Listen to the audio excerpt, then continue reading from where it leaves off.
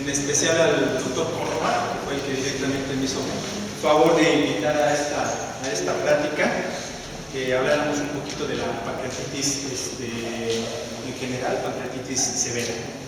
¿Podemos pasar a la próxima? Cuando estábamos platicando con el doctor Córdoba de por qué la pancreatitis y en sí el tema es para más dirigido a terapia intensiva, me decía que el manejo inicial definitivamente es dado en los servicios de urgencias.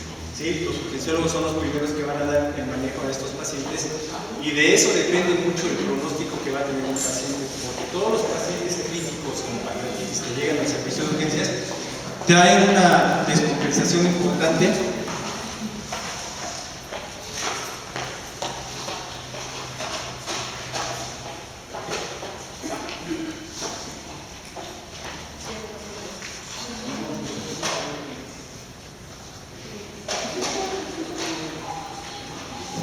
Traen una descompensación importante y del tiempo que se tarde uno en iniciar el manejo, mucho de eso va a depender el pronóstico que tenga. La pancreatitis, como en todos los temas, les vamos a empezar a definir. La pancreatitis se define como un proceso inflamatorio de los acinos del páncreas, es decir, del tejido directamente del páncreas. ¿Qué importancia tiene para manejar esta enfermedad? Tenemos que la pancreatitis hace alrededor de 10-15 años tenía una incidencia aproximadamente de 30 casos por cada 100,000 habitantes. La incidencia, conforme han pasado los años, se ha ido incrementando de una forma exponencial importante. Actualmente se considera que puede haber hasta un promedio de 70 casos por cada 100,000 habitantes. Si nosotros hacemos cuentas, este número se puede llegar a incrementar a tener hasta 200,000 casos por año. El costo de un paciente con una pancreatitis severa, grave, es muy alto. De ahí la importancia que nosotros tenemos que hacer hincapié para tratar de prevenir en lo posible este tipo de enfermedad, este evento de la pancreatitis. ¿De qué forma nosotros podemos influir? De alguna manera se sabe por qué se ha incrementado esta incidencia. Mucho de ello influye, desgraciadamente, el alcoholismo. Los jóvenes en la actualidad tienden mucho a incrementar la ingesta de alcohol, incluso en las mujeres. Una de las causas de la pancreatitis es el alcohol y antes era casi propio de los hombres. En la actualidad se han visto ya muchos casos de mujeres con pancreatitis y si desgraciadamente le vemos que la genética de la mujer está predispuesta a tener pancreatitis, pues este ha sido un factor muy importante para que la pancreatitis se haya incrementado en los últimos años. ¿Sí? ¿Qué es o cuáles son las principales causas de la pancreatitis? Si nosotros nos vamos a estudiar, vemos que hay una infinidad de causas que nos condicionan la pancreatitis. Pero tenemos que hacer hincapié principalmente en estas dos causas. La principal es la pancreatitis biliar. ¿Por qué? Porque la causa biliar condiciona alrededor del 60-70% de todos los casos de pancreatitis. Evidentemente tenemos que detener ciertos factores de riesgo para que tenga un paciente pancreatitis biliar. Se dice que puede haber cierta predisposición genética, porque obvio que no todos los que tienen cálculos hacen pancreatitis. Pero bueno, siempre hay cierta predisposición genética para que estos pacientes que llegan a desarrollar litos puedan tener un evento de pancreatitis. Y también es muy importante tener el tamaño de los cálculos que puede tener esa vesícula para producir la pancreatitis. Nosotros, si tenemos cálculos que estén por debajo de 0.5 milímetros, la posibilidad de que este paciente pueda desarrollar la pancreatitis es mucho mayor que con los cálculos mayores. Pero no se exime de tener cálculos grandes y que se pueda evitar el que tenga la pancreatitis. Otra cosa muy importante que tenemos que tener en cuenta es que cuando nosotros podemos detectar a los pacientes que tienen lodo biliar, ese lodo biliar lo que a veces condiciona es que puede migrar a toda la vía biliar y poder tapar el consumo biliar, que es lo que condiciona el evento de la pancreatitis. La causa por la cual se produce la pancreatitis no está bien establecida. En forma experimental se ha visto que si nosotros tapamos la vía biliar no se condiciona pancreatitis en todos los animalitos en donde se hizo estos experimentos. Pero bueno, de alguna manera el hecho de que un cálculo migre a la vía biliar y tape, ya sea a nivel del esfínter de Oddi o tape a nivel del conducto del pancreático, tiene mayor posibilidad de desarrollarse la pancreatitis. En muchas ocasiones podemos encontrar que hay vesículas con cálculos sin encontrar dilatación de la vía biliar, pero también puede desarrollarse la pancreatitis. La segunda causa es la alcohólica, como les decía, desafortunadamente el alcoholismo entre los jóvenes se ve incrementando.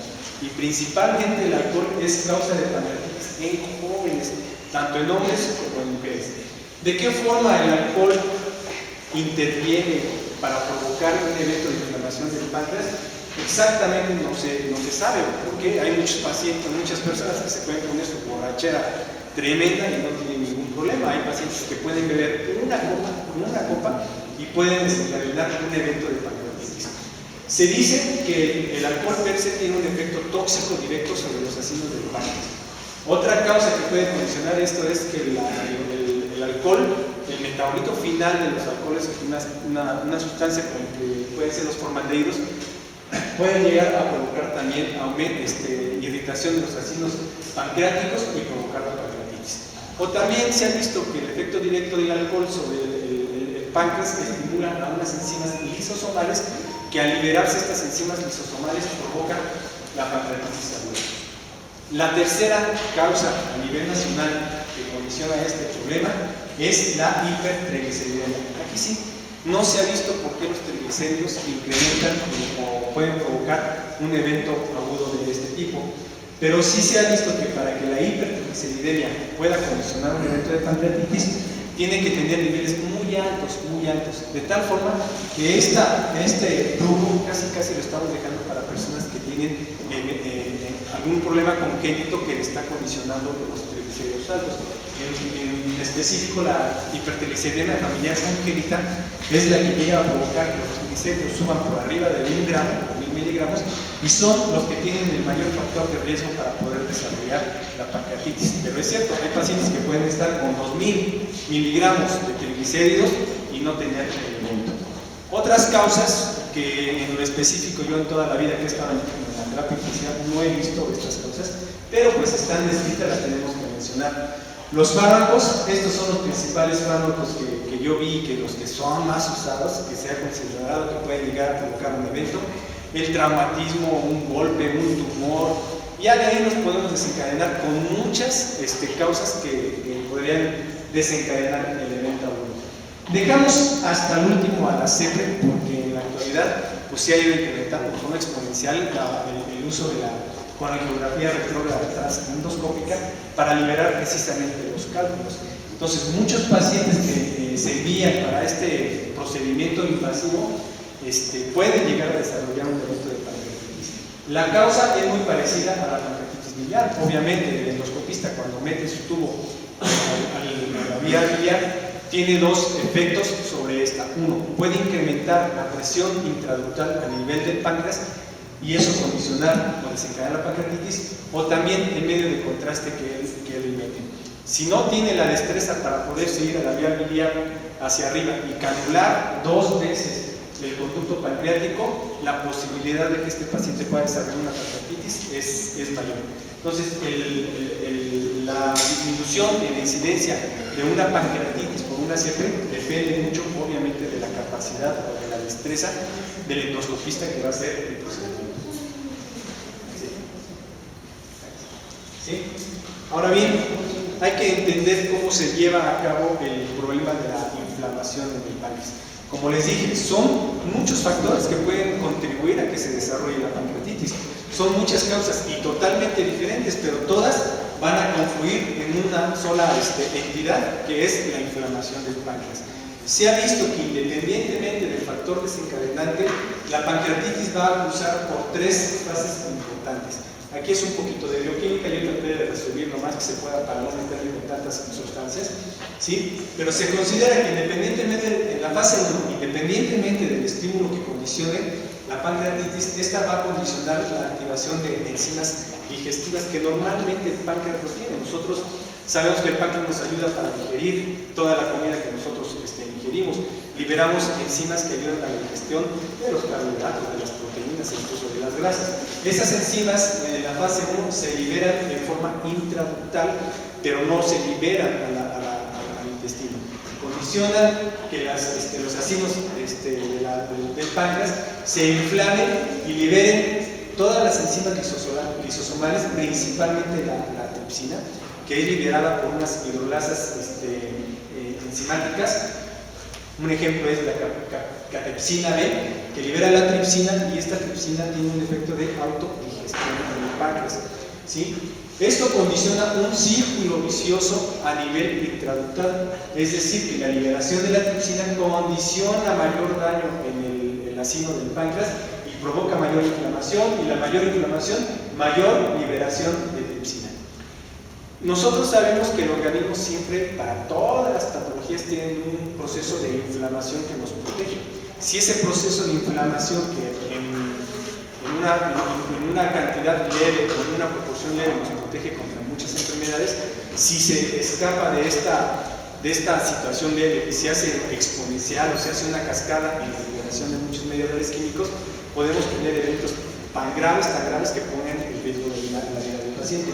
De tal forma que este daño de la célula acinar que tiene y la liberación de la tripsina provoca que a nivel intrapancreático se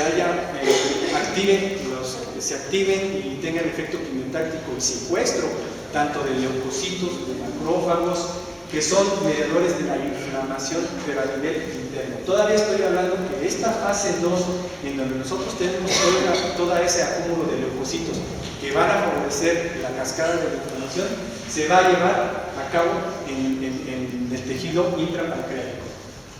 Si el organismo no es capaz de limitar este proceso inflamatorio y no se frena ahí el proceso de la pancreatitis, esta pasa a la última fase, que es la pancreatitis en fase 3, en donde los efectos de todas las enzimas proteolíticas y toxinas activadas que se hicieron acá van a tener el efecto, pero ya a nivel sistémico.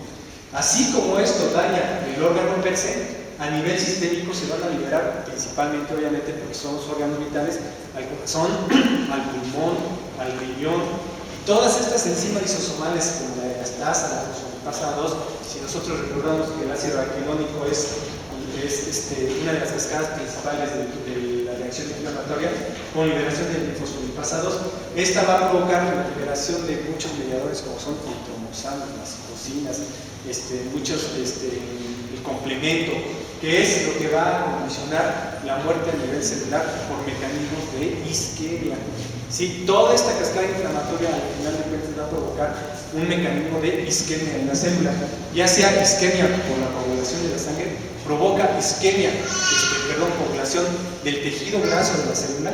Si nosotros recordamos, las membranas, una parte importante es el tejido graso que tiene, ¿sí? Y eso condiciona la muerte celular. La muerte celular condiciona la liberación de muchos péptidos, principalmente ya a nivel endotelium vascular, con liberación de endotelinas y muchos mediadores vasoconstrictores y vasodilatadores, que si en el organismo normal están en equilibrio, ya en este momento se pierde ese equilibrio, y es cuando los pacientes llegan a urgencias, ya en la fase final de la pancreatitis, con una vasodilatación importante que es ya muy difícil de manejar al paciente en este caso. ¿Sí? ¿Sí? La clasificación de la pancreatitis, hay dos clasificaciones. Atlanta ha tratado de hacer una clasificación principalmente para poder determinar la gravedad de la enfermedad, pero en términos generales podemos decir que la pancreatitis aguda puede ser de tipo edematosa. La pancreatitis edematosa es donde nada más el páncreas entra a la fase 1, se inflamó un poquito los acinos del páncreas y no pasa de ahí. La evolución clínica de estos pacientes, pues evidentemente es mucho más noble, no hay tanta respuesta inflamatoria y normalmente se autolimitan en un promedio de 3 a 5 días. Y tenemos la fase grave de la enfermedad, que puede evolucionar, ya como habíamos dicho, si llegamos incluso a la fase 2 o a la fase 3, a una pancreatitis necrotizante, en donde el tejido pancreático prácticamente muere, se necrosa por todo el mecanismo que habíamos dicho. Obviamente la pancreatitis necrotizante es la expresión máxima, la que sigue. Con el afán de clasificar o de tratar de ver el pronóstico que tienen estos pacientes, en todas las enfermedades en la actualidad se ha tratado de determinar factores que nos indiquen qué paciente se va a complicar más o qué paciente se va a complicar menos. Y es de esta forma, en la última reunión que se dio en Atlanta, dividieron a la pancreatitis, que antes era en leve y severa, hicieron tres rubros. La leve prácticamente no cambia, es una pancreatitis en la cual no hay afectación a ningún órgano y se va autolimitando.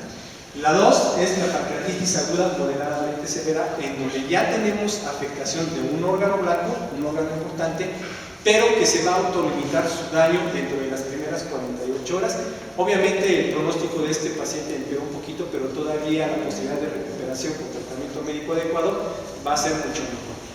Y la pancreatitis aguda severa, que es prácticamente ya la que es una pancreatitis necrotizante, aunque no es sinónimo de pancreatitis necrotizante, puede haber una pancreatitis severa sin que el tejido esté necrótico, pero esta se define como la pancreatitis que ya tenemos un daño al órgano blanco que dura más de 48 horas o que tenemos incluso daño peripancreático, alguna colección de líquido, quiste, abscesos, etc.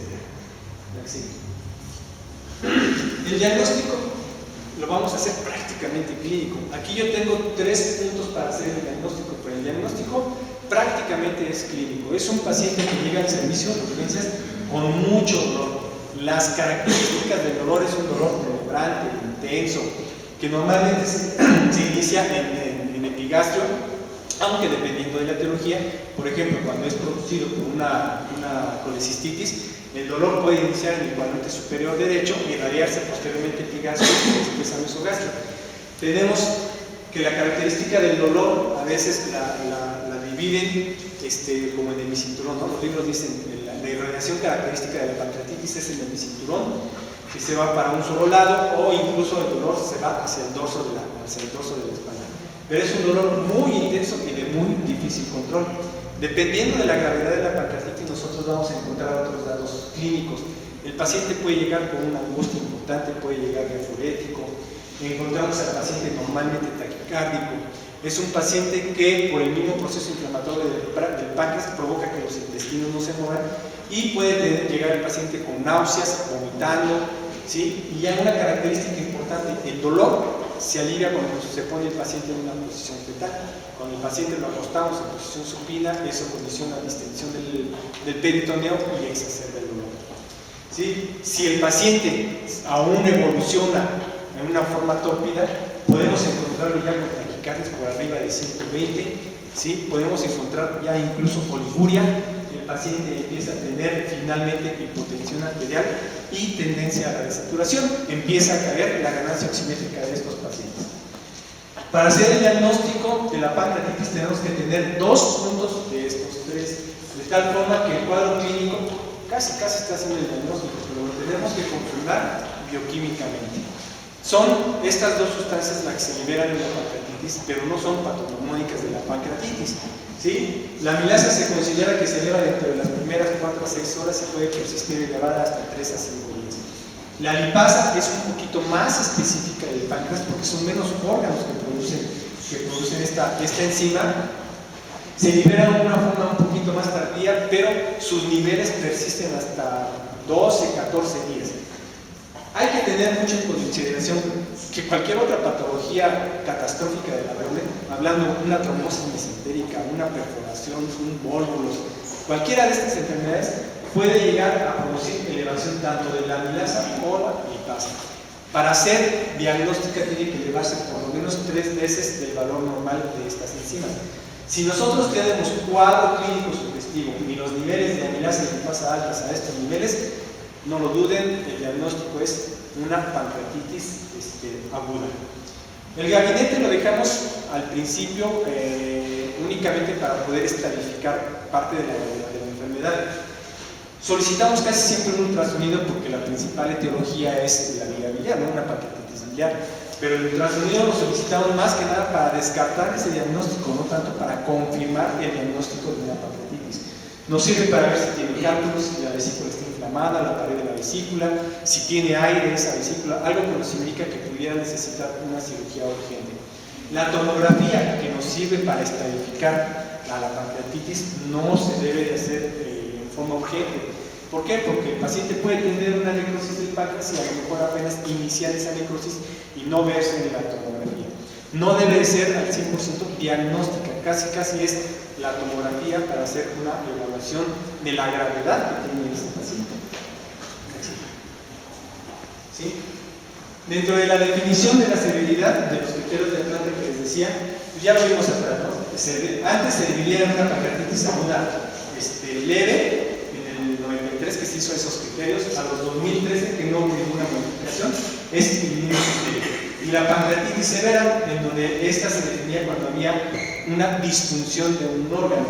La pancreatitis moderadamente severa, lo que yo les decía era cuando la disfunción de ese órgano es menor de 48 horas y la severa también es mayor de 48 horas.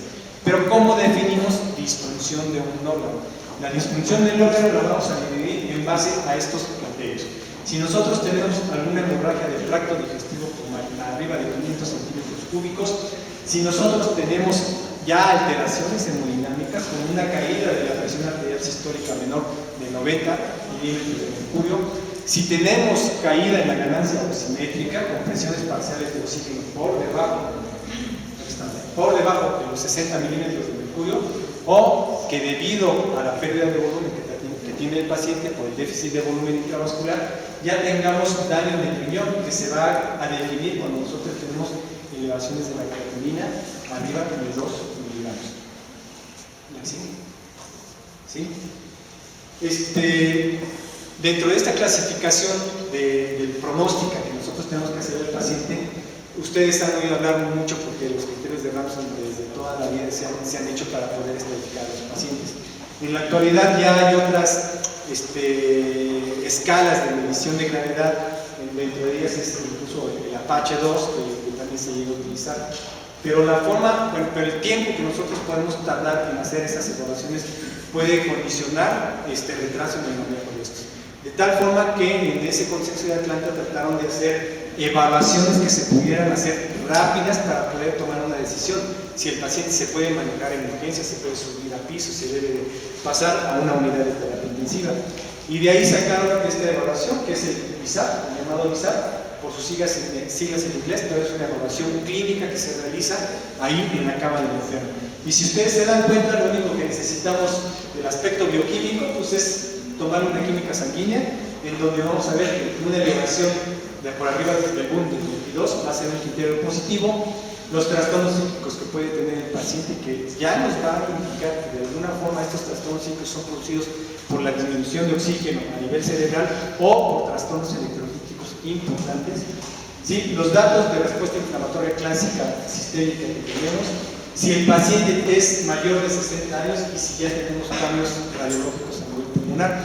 Esto pues, se hace en urgencias, en una hora nosotros ya tenemos el resultado del BUN y rápido podemos poner una placa para detectar si tenemos derrame pleural en la placa de rayos X. Si tenemos 3 criterios de esto, es indicativo de que ese paciente debe de pasar a una unidad de terapia intensiva. ¿Sí? Lo puse esta nada más para recordar los datos de la respuesta inflamatoria sistémica, pero creo que ya todos los conocemos, no vamos a abundar en esto, ¿sí? Pero a estos datos que nosotros vimos del BISAP le podemos agregar factores de riesgo que tiene. Si a pesar de que tenemos esos puntos del BISAP 3 por lo menos, le agregamos que el paciente pueda tener una edad mayor de 60 años, el paciente es obeso. Desgraciadamente a los pacientes obesos les va más mal que a un paciente delgado en todas las patologías, no nada más en esta. Es muy difícil manejar a un paciente grave obeso tan solo por la movilizada, la restricción pulmonar que tiene. Es muy difícil. Entonces ya per se, la obesidad es un factor de mal pronóstico en los pacientes con pancreatitis. Y la comorbilidad, obviamente, ¿verdad? Si es un paciente, aunque sea joven, 50, 55 años, pero es un paciente diabético, es un paciente que fumó, es un paciente que tomó, que es alcohólico, todo esto, aunque la pancreatitis en ese momento no haya sido por lo que haya bebido alcohol, son factores de riesgo para que la evolución de esa enfermedad vaya hacia la enfermedad. ¿Sí? ¿Sí?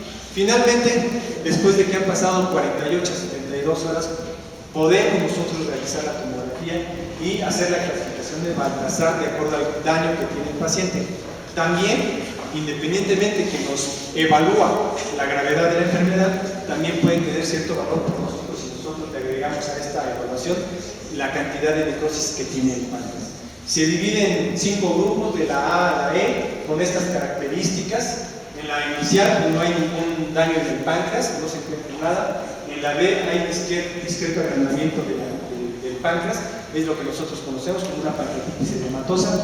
Ya en la C podemos tener un problema inflamatorio con anomalías peripancreáticas e incluso discretas correcciones de líquidos a nivel peripancreático. En la D, acumulación peripancreática, y en la E, 2 o más acumulaciones o la presencia de gas en el tejido pancreático. Se tienen estas puntuaciones. Nosotros, si le agregamos la necrosis, cuando no tiene necrosis no se le da ningún punto. Si tiene un 33% o menos de necrosis, se le pone un punto. De 33 a 50, 2 puntos. Y arriba, de 33 a 50 y arriba de 50, se le ponen 4 puntos para evaluar la gravedad. Son 4 y 4, son con 6 puntos para arriba, son de mal pronóstico la evolución de estos pacientes. Sí. Ahora sí vamos a entrar ya prácticamente al manejo de la pancreatitis. ¿Qué le vamos a hacer a estos pacientes con pancreatitis? El manejo está dado principalmente por estos tres puntos en la fase inicial. Un buen manejo de líquidos, un buen manejo del dolor. Ya en una forma tardía, ya en terapia intensiva, tenemos que darles un buen soporte nutricional, como lo vamos a ver. Sí. El manejo de líquidos es lo más importante en estos pacientes, porque de esto va a depender el pronóstico que tengan. Nosotros sabemos que estos pacientes llegan con un déficit de volumen intravascular muy importante. ¿Por qué? Porque tienen un proceso de vasodilatación, porque vomitaron, porque no tuvieron ingesta de líquidos, por la sudoración, por la fiebre, tuvieron muchas pérdidas. Entonces, estos pacientes tienen un déficit de volumen intravascular importante. Si el paciente está hipotenso y chocado, podemos iniciar con líquidos cristaloides, principalmente a razón de 20 mililitros por kilo de peso en espacio de 1 hora. Es decir, son cargas rápidas de 500 mililitros o de 1 litro a pasar en 1 hora. Si el paciente no está tan hipotenso y más o menos mantiene una presión de perfusión, podemos ya calcular las perfusiones a 10 mililitros por kilo por hora, hasta que nosotros logremos estabilizar al paciente.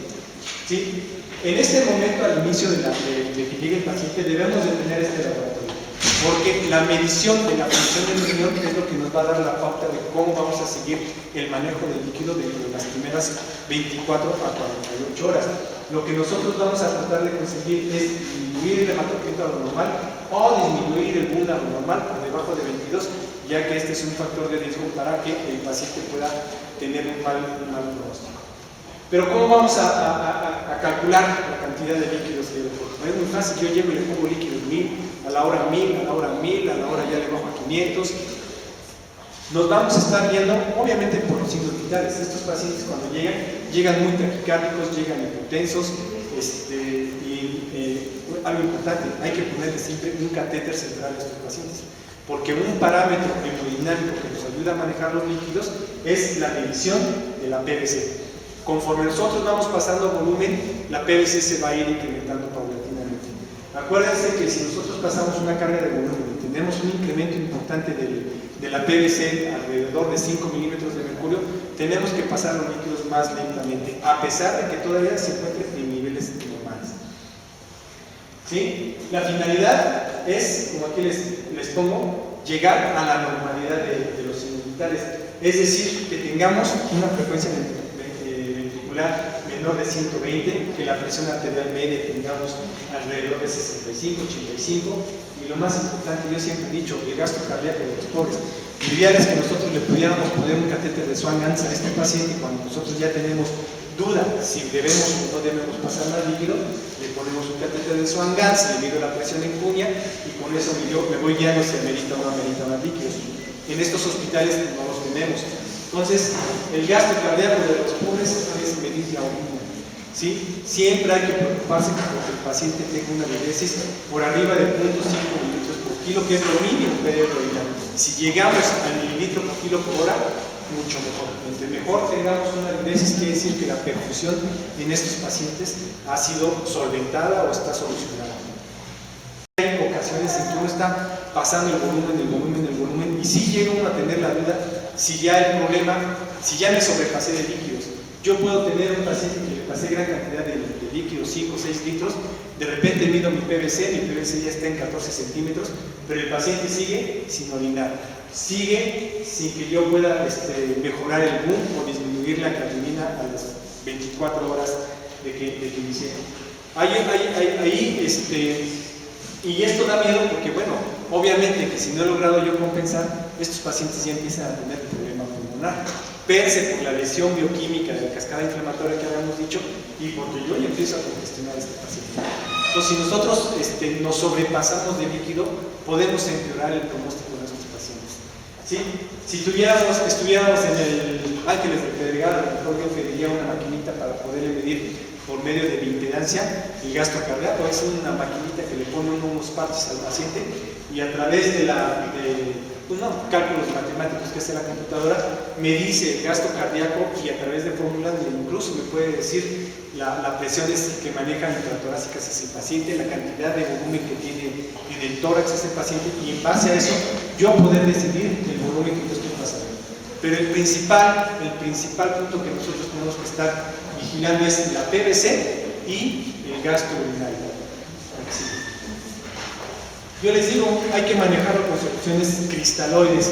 Aquí a lo mejor alguien me podría decir, o puede uno llegar a tener ciertas controversias, porque hay artículos que pues, favorecen un poquito a los coloides, la proporción incluso que podemos manejar relación cristaloide-coloide. Pero bueno, la mayoría de los artículos nos dicen hay que utilizar en las fases iniciales cristaloides. Los dos cristaloides que tenemos en la mano son la solución salina y la solución Harman. Y de esta la pongo así en son de balanza, porque la solución Harman tiene más ventajas para el manejo de estos pacientes que la solución salina. ¿Por qué? No se sabe, pero en experimentos se ha visto que los pacientes que se manejan con solución Harman se disminuye más rápidamente la reacción inflamatoria, la respuesta inflamatoria, que cuando utilizamos solución salina. ¿Sí? ¿Hay forma de medir esto? Claro, un marcador de la inflamación es medir la proteína C reactiva. Nosotros medimos con frecuencia en los pacientes graves la proteína C reactiva. Y los pacientes que se han manejado con solución Harman disminuye más rápido la proteína C reactiva que los que se manejan con solución salina. Un punto a desfavor de esto es que a lo mejor la solución salina, por el cloro que tiene, puede llegar a provocar más acidosis hiperclorémica que la solución Harman. Salvo que la condición que haya desencadenado la pancreatitis haya sido una elevación del calcio, que es una de las causas, no debemos utilizar soluciones Harman porque la Harman tiene alrededor de 3 miligramos por cada 100 mililitros de calcio en sus componentes. ¿Sí? Una vez que nosotros ya controlamos al paciente, hemos frenado en parte la respuesta inflamatoria, hay que tener en cuenta que la pancreatitis también se divide, otra forma de clasificar, de ver la evolución. Las fases iniciales, que es alrededor de una semana, está caracterizada por la respuesta inflamatoria exagerada que hemos visto. Y la segunda fase son las complicaciones tardías, en donde se forma el pneumón, el quiste, la sepsis, etc. Entonces, una vez que nosotros ya controlamos la fase inicial, la respuesta inflamatoria, hay que darle apoyo nutricio a estos pacientes. No los podemos dejar sin nutrición. Entre más rápido le demos la nutrición al paciente va a ser mucho mejor, porque el hipercatabolismo que tienen, la pérdida proteica que tienen estos pacientes es muy importante. Si nosotros tenemos esa pérdida proteica, la respuesta inmunológica que tienen esos pacientes es muy deficiente, de tal forma que hay que suplir esos requerimientos calóricos proteicos lo más pronto posible. El tamaño de los círculos está hecho a propósito porque quiero hacer hincapié que estos pacientes se deben de nutrir a través del tubo digestivo. Nosotros que tenemos que utilizar el tubo digestivo lo más pronto posible. Aquí hay mucha controversia, porque incluso antes el manejo de la pancreatitis era colocar la sonda nasogástrica. Actualmente ya se sabe que la sonda nasogástrica solo se pone si el paciente está con náusea o vómito. Si no hay ninguna contraindicación, incluso la sonda nasogástrica no se debe de poner. Pero bueno, aquí nada más la nutrición enteral tendríamos que ver cómo la vamos a iniciar. ¿La iniciamos oral? ¿Dejamos que el paciente coma? ¿O lo vamos a iniciar en forma enteral? En forma enteral me refiero que debemos de colocar un catéter que pase el páncreas con una sonda nasoyeyunal, que se ha visto que es mejor porque en teoría al poner una sonda nasoyeyunal y darles de comer disminuye la estimulación pancreática de la comida y tenemos más en reposo el páncreas. La verdad es que también hay artículos que dicen que si no hay ninguna contraindicación para utilizar el tubo digestivo, en específico ilios importantes, podemos nosotros utilizar la alimentación oral y no hay gran diferencia con el enteral. Pero bueno, una ventaja es esa que les digo, que disminuye el estímulo pancreático. Ahora bien, ¿por qué vamos a utilizar el enteral? ¿Qué importancia tiene o por qué es la necesidad de que queremos utilizar el tubo digestivo? En todo paciente grave, no nada más en las pancreatitis, pancreatitis, en todo paciente con un problema abdominal que tenga un ilio, se ha visto que hay migración de bacterias del lumen intestinal a la circulación, de los linfáticos, a la sangre, y esto puede provocar el cambio de una evolución que no estaba infectado el paciente a una pancreatitis, en donde ya vamos a encontrar ya sepsis, es decir, ya la reacción inflamatoria no es por el proceso del páncreas, sino por la liberación de bacterias y de toxinas de las bacterias. Esta migración de bacterias que estamos viendo aquí se puede evitar a través de la nutrición parenteral. La pancreatitis se complica con sepsis alrededor de los 5 a 7 días que inició el problema. Por eso la importancia de que nosotros iniciemos en forma temprana la nutrición enteral, utilizando inicialmente líquidos claros. Si nosotros vemos que no se extiende gran parte en el abdomen y lo tolera, podemos dar nutriciones enterales a bases, bueno, hay muchos productos. Uno, y lo ideal, hay un producto que se llama Immunoaid, que tiene poco aporte de grasas, gran cantidad de proteínas y de carbohidratos, y que serían muy buenos para estos pacientes porque mejoran mucho la respuesta inmunológica. Pero hay que utilizar el tubo digestivo porque el pasar el alimento por el tracto digestivo disminuye la atrofia de las velocidades intestinales, que es lo que condiciona o favorece el paso de las bacterias a la circulación intestinal. ¿Sí? Entonces hay que utilizar la nutrición enteral lo más pronto posible. E incluso hay artículos que dicen que el ilio no es contraindicación absoluta para manejar el tubo digestivo. Si nosotros damos la nutrición de forma temprana, disminuimos el riesgo de sepsis a los 15 días que el paciente ya puede estar en unas mejores condiciones. La que sigue. Evidentemente, no siempre podemos utilizar el tubo digestivo y sí va a ser necesario que nosotros les demos apoyo con nutrición parenteral. Aquí les estoy poniendo este escrito donde nos dice, pues bueno, vamos a darle nutrición parenteral, pero hay que tener mucho cuidado, porque la nutrición parenteral tiene muchas complicaciones. Si nosotros no hacemos un buen cálculo calórico proteico a estos pacientes, podemos agravar la hiperglucemia que tienen, podemos agravar la hipervolemia.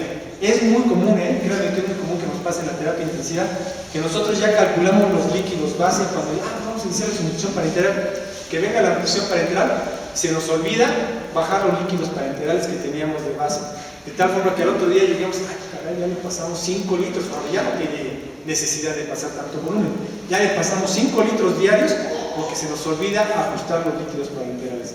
Entonces, la nutrición parenteral sí nos puede condicionar hipervolemia importante, y obviamente esta hipervolemia contribuye mucho al daño a nivel pulmonar. O los triglicéridos. Hay que tener mucho cuidado en los pacientes con pancreatitis de no dar muchas grasas. Tenemos que estar midiendo siempre en ellos los niveles de triglicéridos. Si los niveles de triglicéridos están normales, le podemos dar la proporción que le corresponde de lípidos sin mayor problema. Pero si tenemos pacientes con hipertrigliceridemia importante, evidentemente no le podemos dar lípidos porque podemos exacerbar o reactivar la inflamación del páncreas.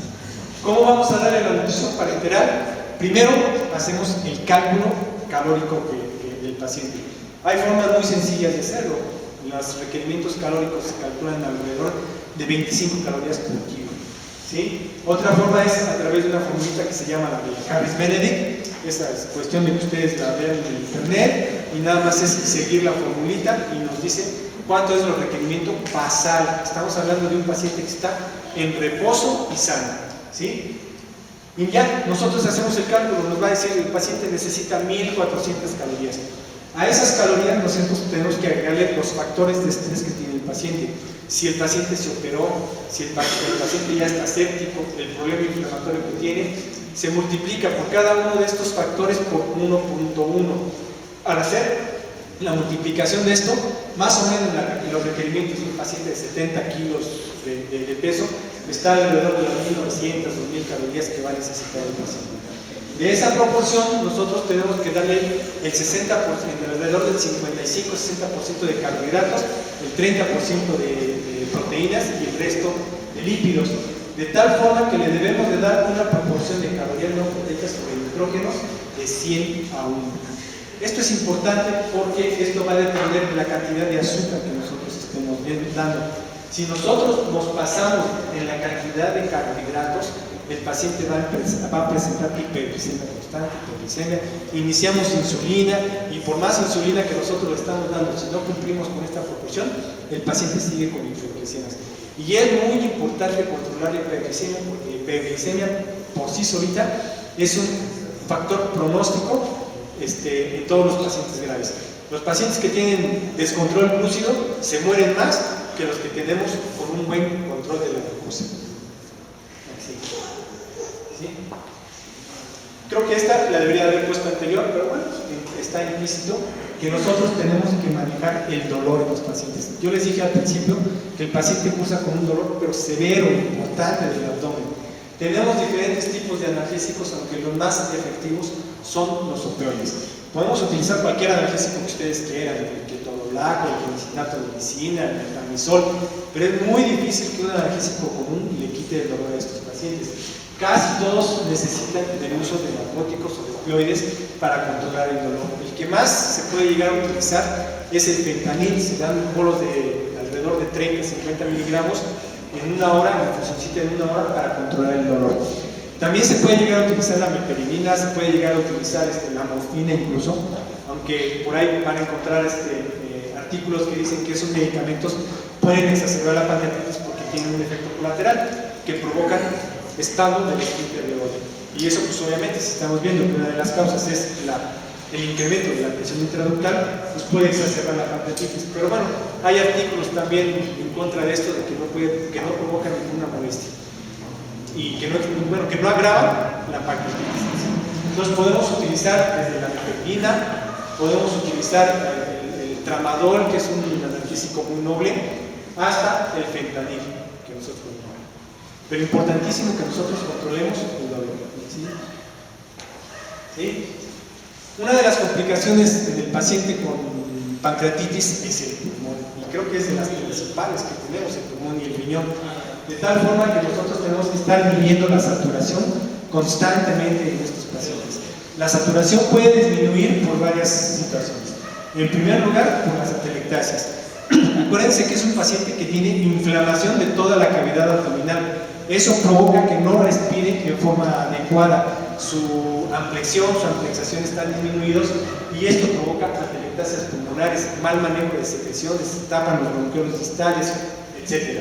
Podemos tener derrames pleurales. Es muy común que el paciente con pancreatitis grave curse con derrames pleurales. Dependiendo del grado del derrame, pues obviamente va a provocar el grado de hipoxia que tienes.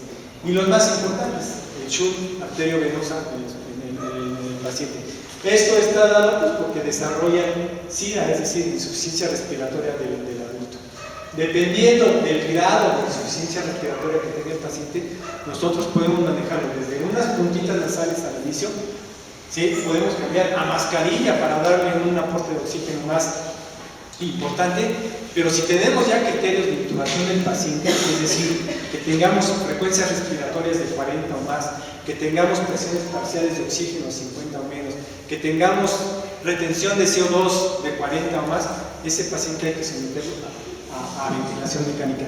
No hay que dejarlo, a veces con tal de no agredir al paciente nosotros le decimos, pues aguántalo, a ver si mejora. No, si nosotros tenemos esos 3 puntos en el paciente, es indicación de someter al paciente a ventilación mecánica. Se tiene que intubar y meterlo a la ventilación. ¿Cómo vamos a usar el ventilador? El ventilador nosotros tenemos 2 formas básicas para poderlo ventilar. Podemos utilizar la ventilación controlada por volumen o la ventilación controlada por presión. En todos los pacientes con SIRA, ¿sí? Lo ideal es que los manejemos controlado por presión. Pero por ejemplo, en el Seguro Social, que tenemos ventiladores viejitos, no tenemos esta modalidad para manejarlo. Creo que en los servicios de urgencias ahí del seguro no se tiene ventilador que tenga controlado por presión, los viejitos. Lo más importante que nosotros tenemos que mantener en este paciente que se está ventilando es tener una vigilancia importante de la presión pico. No debe de sobrepasar, de preferencia, la presión pico no debe sobrepasar los 30 centímetros de agua. Todavía 35 son tolerables, pero de preferencia no pasar de 30 centímetros de agua. ¿Cómo lo consigo? Si tengo un paciente que está ciclado por volumen, con volumen, con volúmenes corrientes bajitos. Lo calculamos alrededor de 5 a 7 mililitros por kilo de peso. Aquí quiero hacer hincapié que el hecho de que nosotros manejemos volúmenes corrientes bajitos, que no los manejamos tan bajitos, porque manejamos volúmenes corrientes bajitos, a veces se lo calculamos a 5 y le metemos un volumen corriente de 350 con presiones pico que están alrededor de 20, y esos volúmenes, porque bueno, el ventilador puede medir el volumen corriente, medimos el volumen corriente y ese volumen corriente bajito es una condicionante de atelectasias pulmonares. Entonces nosotros podemos utilizar el límite máximo de 7 mililitros por kilo con tal, o bueno, vigilando la presión pico que no pase de 30, ¿sí? Que no pase de 30, y podemos nosotros tener un volumen corriente un poquito más alto para tratar de evitar las atelectasias pulmonares. Si tenemos la ventilación controlada por presión, que es lo ideal, que es mucho mejor, bueno, esta se va a calcular la presión que debemos de manejar a los mismos 30 que les estoy diciendo, y se calcula sumando lo que es la presión del PIB que nosotros le vamos a dar al paciente con el soporte, la presión soporte que se le da. La sumatoria de esos dos le debe de dar los 30 centímetros de agua, y es los parámetros que yo voy a poner al ventilador para que no condicione yo mayor daño. Hay que entender que si yo le pongo presiones inspiratorias altas, pese el ventilador, provoca daño al paciente y exacerbo el daño pulmonar, ¿sí? El reclutamiento al lograr todos estos pacientes, debido a que tienen un daño en la membrana alveolo-capilar, el mecanismo de la hipoxia es porque tienen un daño en la membrana alveolo-capilar, va a ser necesario que nosotros realicemos maniobras de reclutamiento. Hay muchas formas de realizar las maniobras de reclutamiento. Una es que yo cedo y relajo al paciente. El paciente tiene que estar completamente relajado. Le pongo, hay unos ventiladores en donde le pongo que me haga una medición de una curva de presión-volumen. Se los voy a dibujar más o menos, una curva de presión-volumen de la basal, va para acá, para acá, para acá, y cae, para acá, para acá, para acá, y cae. Esta línea, la primera, me va a medir la presión que estoy ejerciendo a nivel intrapulmonar. En el momento en que empieza a subir la curva, a ese punto le llamamos punto de inflexión. El punto de inflexión es el que me va a dar la pauta para que yo empiece a manejar el pico. Si el punto de inflexión me cayó en 7, 8 centímetros, yo voy a poner mi PIB 2 o 3 centímetros arriba de eso. ¿Y eso qué me va a hacer? El PIB lo único que va a hacer es tratar de abrir los alvéolos pulmonares, pero es muy difícil abrir esos alvéolos. Si alguien ha tratado de inflar un globito de los chiquitos, cuesta mucho trabajo inflar el globo. Una vez que lo infla uno, ya es más fácil que lo dejemos, que lo inflemos más, pero abrir el globo cuesta mucho trabajo. Lo mismo le pasa al pulmón. La presión que empieza a ejercer el ventilador en el pulmón, al principio no puede abrir todos los alvéolos. Entonces tenemos que ejercer una presión a todo el pulmón para tratar de reclutar esos alvéolos. Otra forma de hacerlo es que le voy poniendo el PIB empíricamente. Empiezo con 8 saturaciones al 100, fracciones inspiradas de oxígeno al 100%, y voy subiendo de 2 en 2, de 2 en 2 el PIB hasta que yo logre mantener una saturación normal. En el momento que yo ya logré mantener una saturación normal, ahí dejo mi PIB. Y la tercera manera de reclutamiento, que sí es muy difícil y condiciona mucho barotrauma a veces en los pacientes, que yo le pongo una pausa inspiratoria, le pongo 20 centímetros de PIB o más, espero a que se abran todos los alvéolos, yo lo voy midiendo por la saturación, y una vez que ya abrí todos los alvéolos, voy bajando poco a poco el PIB. La verdad yo no lo hago, no tengo experiencia en hacerlo. Las pocas veces que lo hice me condicionó una inestabilidad hemodinámica, mala adaptación con el ventilador, a pesar de tenerlos bien cerraditos y estar relajados, mala adaptabilidad, y yo prefiero hacerlo. Si tengo el ventilador que me da la curva, lo hago con curva, o si no, a la antigüita. Pongo PIB bajito, 8 centímetros, y voy subiendo hasta que yo haya tenido una ganancia oximétrica en límites normales. ¿Sí? ¿Sí? Otros puntos que tenemos que tener en consideración para el manejo es el control de la glucosa, que ya les decía, los antibióticos. Híjole, aquí a lo mejor también sería otro punto de mucha controversia. La norma dice que no debemos utilizar antibióticos. La pancreatitis en la fase aguda que les estoy diciendo y que dura aproximadamente 7 días, no tiene proceso infeccioso. No hay ningún foco séptico para poder justificar el uso de antibióticos. Claro que es difícil, con muchas cosas que dicen, oye, tienes al paciente con fiebre, taquicárdico, ya lo tienes en el ventilador, todo eso, ¿no le vas a poner antibiótico? Pues bueno, la norma dice no utilizar antibiótico hasta que no demostremos sepsis. La única forma de demostrar sepsis es cuando la necrosis pancreática se ha infectado. ¿Cómo vamos a hacer el diagnóstico de esa necrosis pancreática? Si tenemos manos expertas, le pedimos al endoscopista que a través de la endoscopía del estómago pique páncreas, toma muestras, se manda a cultivo y se demuestra que ya tenga infección, es decir, que haya desarrollo bacteriano. O con la tomografía. Si en la tomografía nosotros ya vemos gas en la necrosis, ténganlo por seguro que esté infectado y es cuando justificamos el uso de antibióticos. Otros me podrían decir, bueno, pero tu paciente ya lo tienes con cánula de Foley, con cánula otraqueal, nasogástrica, nasolinguinal, tus punciones, pues como que ya podemos justificar antibiótico profiláctico. Les digo, justificado no está, pero les voy a ser honesto, a todo el mundo le ponemos antibiótico. Como que nos da miedo tener todo ese cuadro inflamatorio y que no tengamos un antibiótico. Algo que podemos justificar es que, bueno, en teoría, los antibióticos que debemos de elegir son antibióticos que tengan penetrabilidad al páncreas, al tejido necrótico. Imipenémicos, metronidazol y quinolonas. Son los 3 medicamentos que más penetración tienen al tejido pancreático. Entre ellos, los imipenémicos. Podemos utilizar en la fase inicial una cefalosporina para proteger todas las vías que nosotros hemos canulado y al quinto, sexto día, después de que nosotros ya tomamos policultivos o podemos tener un cultivo del tejido pancreático, justificar ya el uso de los antibióticos que tienen penetración directa en el páncreas. Se han mencionado otros medicamentos para la pancreatitis, como pueden ser la pentoxifilina, el octreótido, algunas enzimas pancreáticas, pero la verdad es que ninguna ha demostrado utilidad en el manejo de la pancreatitis. Antimicóticos incluso, ¿no? Algunos dicen que algunos antimicóticos intervienen en la cascada de la inflamación, por eso se dicen, bueno, vamos a darles antimicóticos para ver si mejoran. Incluso se ha utilizado hasta la aspirina. El acetilsalicílico, hay artículos nuevos que se utilizan para el manejo del paciente con sepsis, ya cuando tienen sepsis, porque como una de las cascadas que condicionan el problema es las plaquetas, la liberación plaquetaria, nos dicen vamos a quitar esa cascada y ver que de veras eso condicione una mejoría del paciente. No está aprobado, son puros, pues ahorita en experimentación, aunque yo en lo particular no creo que pueda ser útil, porque toda esa cascada inflamatoria que la grabamos es multifactorial. Intervienen los leucocitos, los macrófagos, las plaquetas, el endotelio vascular, o sea, por todos lados se liberan esos mediadores bioquímicos. Y un buen control de los electrolitos. Estos pacientes frecuentemente tienen hipernatremias, el potasio hay que estarlo vigilando mucho. Entonces, el cloro, como les decía, como metemos muchas soluciones cloradas, el cloro se va para arriba y las acidosis. Hay a veces está el paciente acidótico y no vemos ni por qué. Entonces, el cloro es importante porque podemos provocarle una acidosis hiperclorídrica.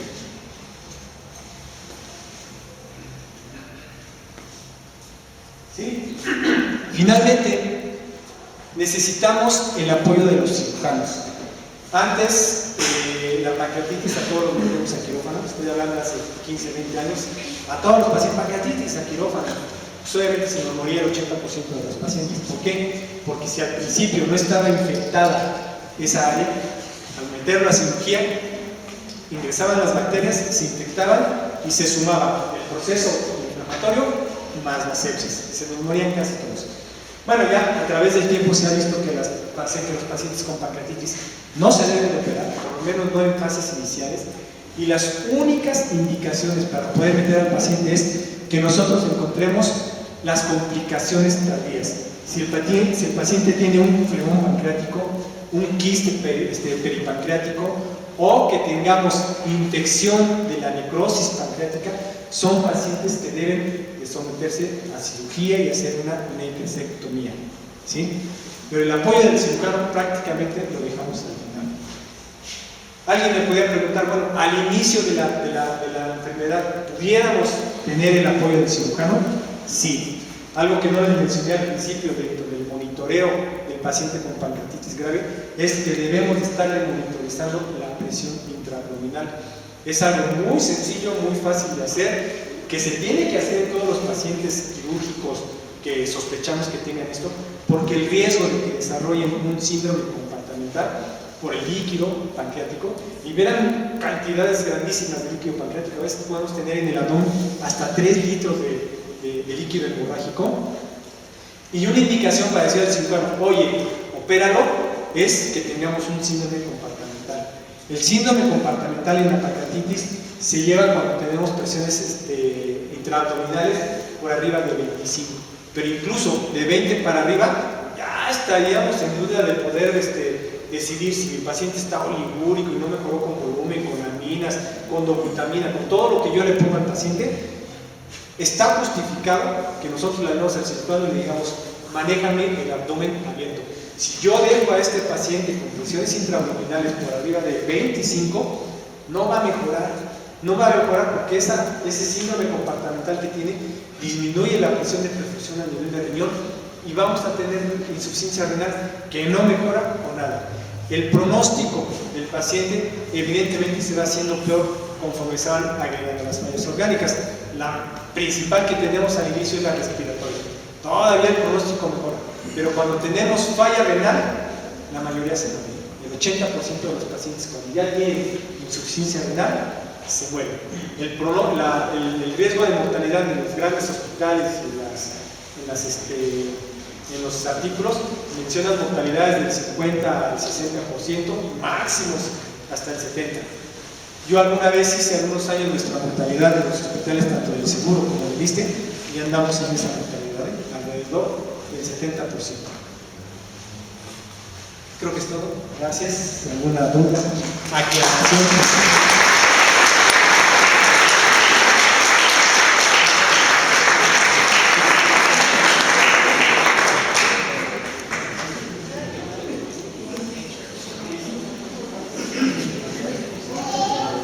Una pregunta para el doctor Alejandro Rivera. ¿Alguna duda? Nada más quisiera, doctor, enfocarme a una cosa importante que a veces también se menciona, que son todos aquellos vertientes de fase aguda o factores pronósticos, como por ejemplo el calcio, ¿no? En los pacientes con la pancreatitis severa, o algunos otros biomarcadores de gravedad que a lo mejor de alguna manera también podrían ser útiles en las fases iniciales del paciente, ¿no? La procalcitonina, el calcio, son útiles realmente para poder saber el diagnóstico, no el diagnóstico, pero el pronóstico de este tipo de pacientes. Sí, el diagnóstico no, pero literalmente sí, de acuerdo a los niveles de calcio y de calcitonina, se ha visto que entre más elevadas el pronóstico es peor en estos pacientes.